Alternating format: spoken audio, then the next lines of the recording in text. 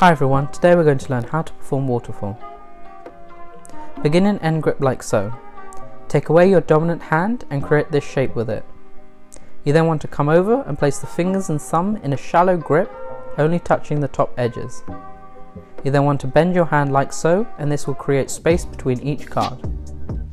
Tip: the shallower the grip, the more space will be created between each card. However, it is more important to have control over the deck, so experiment to see where you like to place the deck. I personally place the back of the deck at these two joints. From this point you need to prepare your other hand to catch the cards. Hold your hand in a loose straddle grip like so, with the thumb moved out of the way so the cards can fall into the grip. Once that's ready, you can perform the move. To make each card drop one by one, simply open the hand out slowly. To make the move bigger, you can move your hands away from each other whilst performing the move. If you aren't comfortable catching the cards in the other hand and want to practice the waterfall movement, you can begin with the deck resting just above the non-dominant hand and perform the move by moving the dominant hand up quickly.